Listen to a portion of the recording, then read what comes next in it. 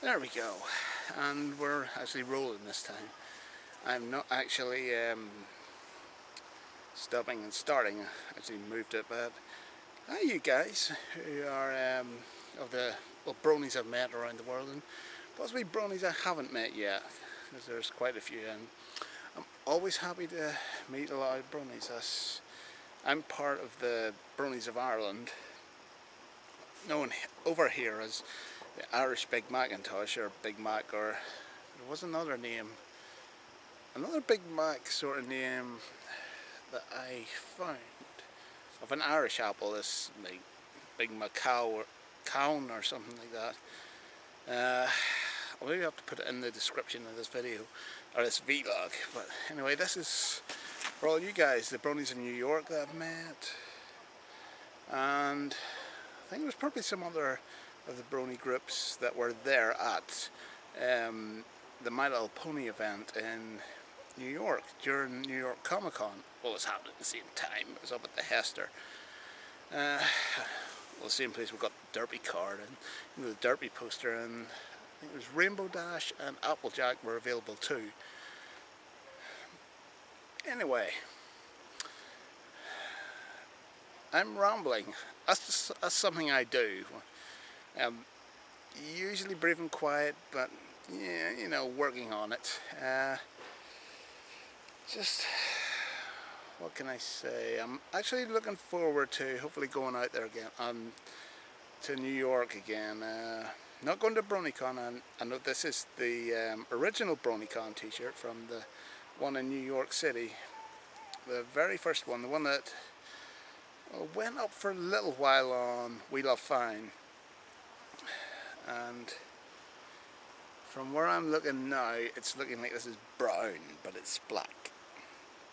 And you've got the main six in Celestia here, which you can maybe see, maybe not, because the sun's actually shining down. It's roasting here, the clear blue skies and everything. Anyway, how to introduce myself? I'll let you guys know more about me. Well, I am an amateur voice actor of, well, maybe not that big a degree. No, I'm an amateur voice actor because I guess constantly read books on it and study and, you know, practice every single day to get down the characters I can do even better. And I suppose I could tell you the story around what actually got me started in that, because that would be a good way to get things going, because I know we can do more of these if when you want. There's any questions or that. I know I'm not wearing a mask, that's just the sun going in my face, and stupid me isn't wearing suntan lotion. But the story, yes, the story, and enough of the rambling. Actually goes back just before My Little Pony Friendship Was Magic first aired on the Hub back in 2010. I was actually at my first Transformers convention, the first auto assembly I was at. That was fun, and well, it's good too, because there's bronies go to it. Jesus, there's wasps and flies going by here. There's bronies go to auto assembly as well, so just go away, you. There's a fly in my camera, so hopefully you're not seeing them going about there. And yeah. Oh gosh, you flies, you're distracting me. But the story, first auto assembly. The guests there, now you probably will know both of these names if you know people who have guested on the show. We had Scott McNeil over for his very first time, and if you remember him from, I can't remember the name of the episode at the minute, and I don't have my phone or a list of the episode titles with me. So just, he actually played Chief Thunderhooves, and in one of the episodes, you know, the one where they went to Appaloosa.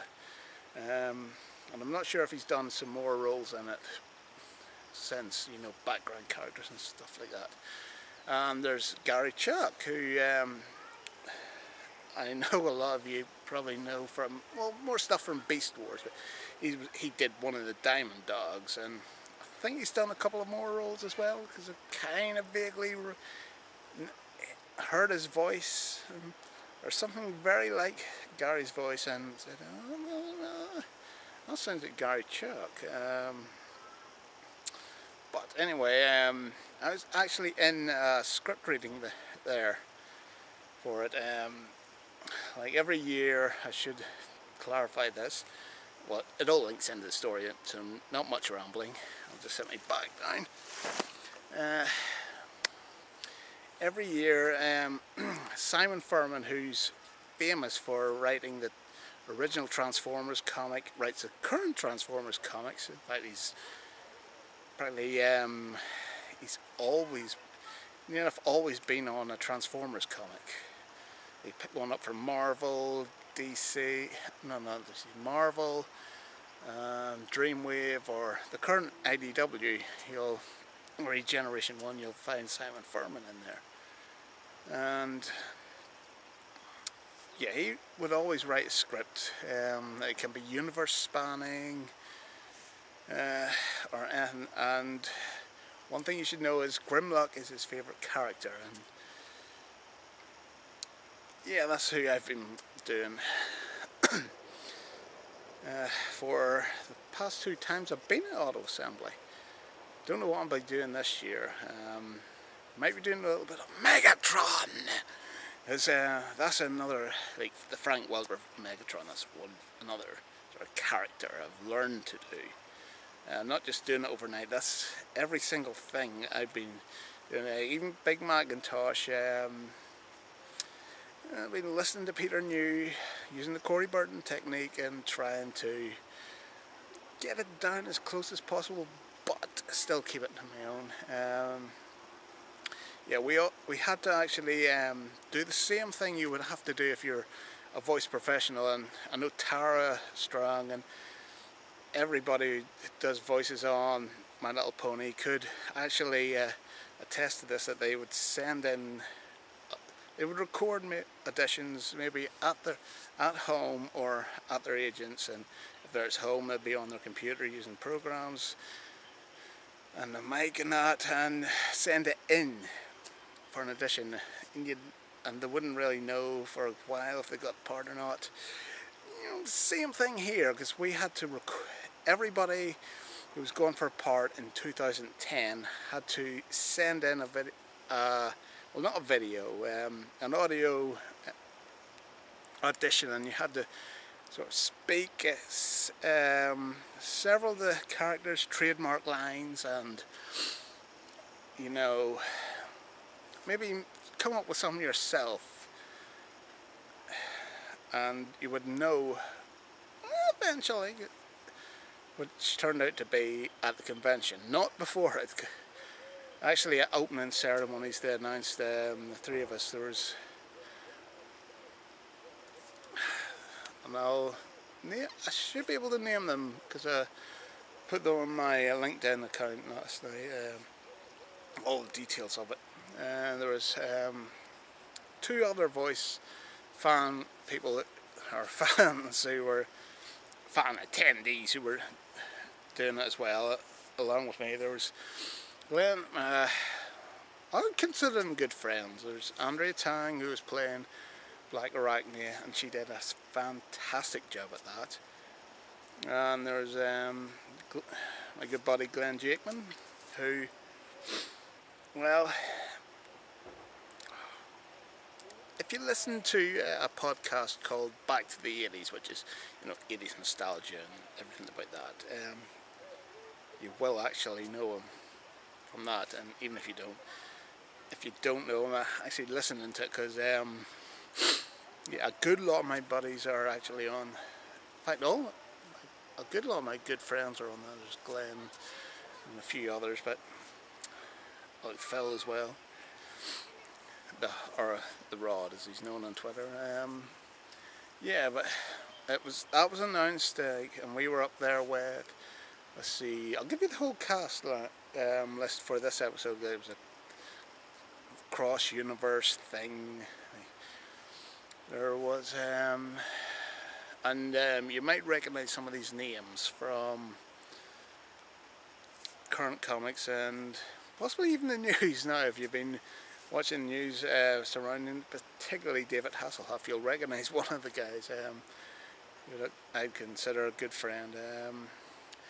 We had Simon Williams, Hollywood Simon Williams, who is currently creating his own comic books. They're not out yet, but they're like retro tales. It's like art, the Discotronic Funk Commandos, and the spin-off book that he's going to be doing for David Hasselhoff is Agents of Hoff, I think. Simon, don't kill me if I got that wrong, because I don't have a note or anything here with me. Just some screen wipes, a Lucozade, and a My Little Pony toy, which I'll show later to you guys out there. Yeah, Hollywood Simon Williams, Nick Roche, fellow Irishman, and if you haven't read, well, if you're a Transformers fan and you've read Last Stand of the Wreckers and the current More Than Meets the Eye, you kind of know who he is. He's a really good guy. Let's see, the two artists, and I hope I'm not leaving out anybody with this. Of course, there was Gary Chuck and Scott McNeil, of course. Scott McNeil playing a lot of roles, which was bizarre in itself. But then again, one thing he definitely said was, the more spaghetti you throw at the wall, the more chance something will stick, or something like that. Then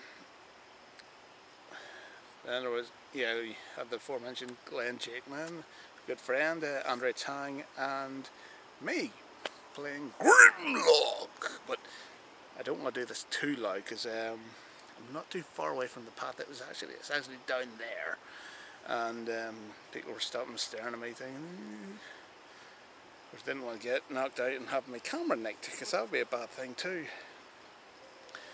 But on with that, there was something. That was basically what went on. Like, we're in front of everybody from the con that was there for Saturday night, because Saturday night at Auto Assembly is well, it's exclusive to weekend attendees only. You'd have karaoke, or everybody would go sit in the pub and play board games or play with toys. That's the thing, we're all around my age, like, well, not very lot of age, but a lot of us around the 20s, 30s, maybe 20s to 40s age range, and we're playing with Transformers. What have I got on my shoulder? Which, Transformers, Lego, He-Man, even My Little Pony too. But yeah, we'd be sitting there with the guests, you know, not going for autographs. I would just chilling out, because like, that's one thing I would say. Like, if you're at a con and, well, you go to the pub afterwards in the hotel, and like, if the voice actors are there, you could never hassle them. Like, just be there, talk to them. Like, the video I put up, or maybe I'm not sure if this is going up today, Monday, or tomorrow, or sometime in the week. But yeah,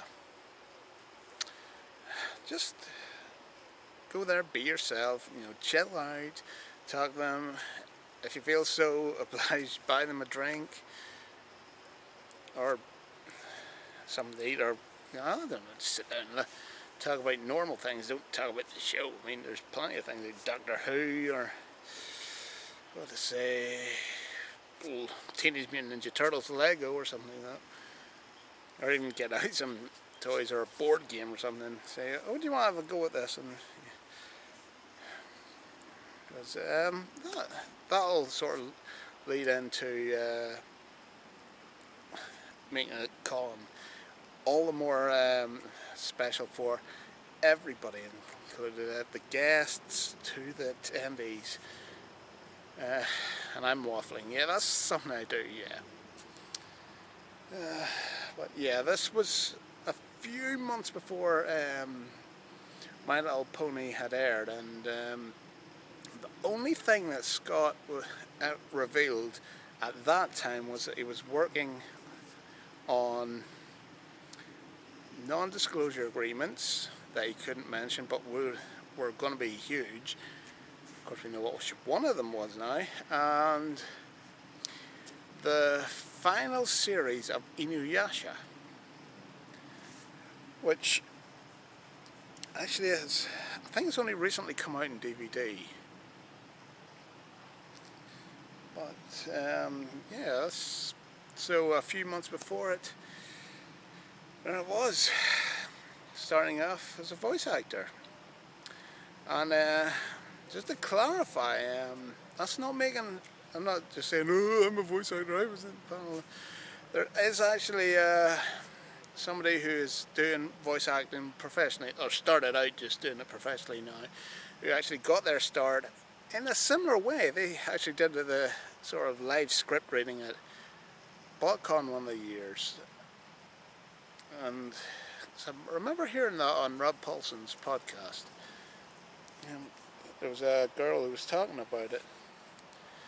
Or I think it was Rob Paulson himself sort of mentioned it. But yeah, that's where I came in. And there was a thing, I'll maybe cut this short because I can... it's going all over the place and I'm losing myself now. But of course, feel free to ask any questions because I can always answer them. Or fire something up like this, fire up another video or something like that. That's what I was getting to, voice acting. Because I'll maybe deal with what this is all leading to in the next video. So I'm planning to do more of these. It's like catharsis for me.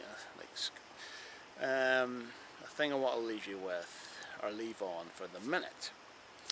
It was like after it, and this was doing Grimlock for the first time, because this is a very, very deep, like down the pit of your stomach. Very hard on your throat too, if you're not, like it's your stomach and your throat at the same time. And you have to throw in a bit of the head voice as well, when Grimlock gets to the higher pitches. Well, sometimes when he's frustrated with that, I actually could hardly speak after it. Like, given 110%, blew the audience away, and had everybody coming up to me, call me Grimlock, asking for autographs, and look, ask for a few autographs. The one thing that stays with me to this day is Scott McNeil's words to me that he said several times after that, throughout the rest of the convention. He said, just remember, you're one of us now. And, that really means something. Like, it was a huge privilege to act with him, and with all the voice actors I have acted with since, like last year, for example. Yeah, I suppose. Now I'll cut this off now and just say goodbye. I'll just have to get somebody out of the bag, who thankfully wasn't stolen. You know, it's my bag here, drink. Where did you go? Ah, here she goes. Here she is. Well, for me, and my travelling companion who was with me in New York, the lovely Derpy Hooves, yeah, it's bye-bye everybody, till later. Or should I say, good, or, just a second.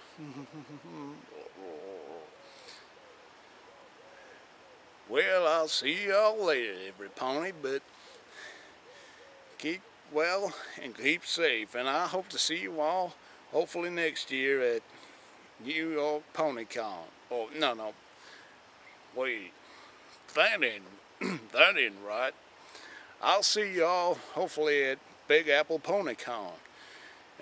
Who knows? Perhaps you might even get to ask a few questions of the old apple. Well, the Big Apple, if you want. Imagine that. Think about that. Big Macintosh answering your questions in the Big Apple. What do you think? Well, she don't talk much none, but anyway, I'll catch you all later. Bye for now, folks.